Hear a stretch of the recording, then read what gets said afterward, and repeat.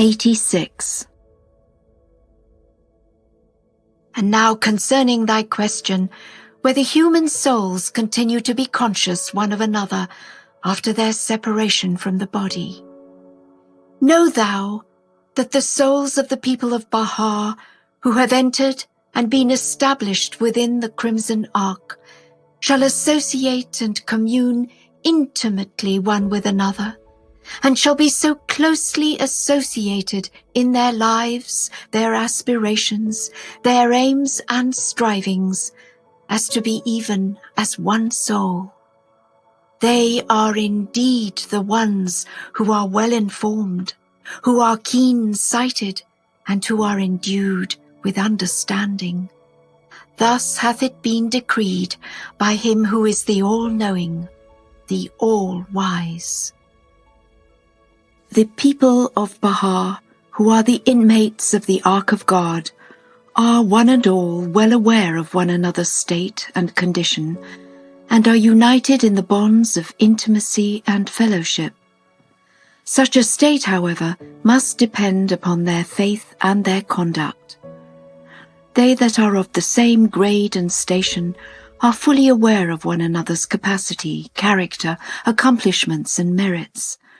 They that are of a lower grade, however, are incapable of comprehending adequately the station or of estimating the merits of those that rank above them. Each shall receive his share from thy Lord. Blessed is the man that hath turned his face towards God, and walked steadfastly in his love, until his soul hath winged its flight unto God, the sovereign Lord of all, the most powerful, the ever-forgiving, the all-merciful. The souls of the infidels, however, shall, and to this I bear witness, when breathing their last, be made aware of the good things that have escaped them, and shall bemoan their plight, and shall humble themselves before God. They shall continue doing so after the separation of their souls from their bodies. It is clear and evident that all men shall, after their physical death, estimate the worth of their deeds and realize all that their hands have wrought. I swear by the day star that shineth above the horizon of divine power. They that are the followers of the one true God shall, the moment they depart out of this life, experience such joy and gladness as would be impossible to describe, while they that live in error shall be seized with such fear and trembling, and shall be filled with such consternation as nothing can exceed. Well is it with him that hath quaffed the choice and incorruptible wine of faith through the gracious favour and the manifold bounties of him who is the Lord of all faiths.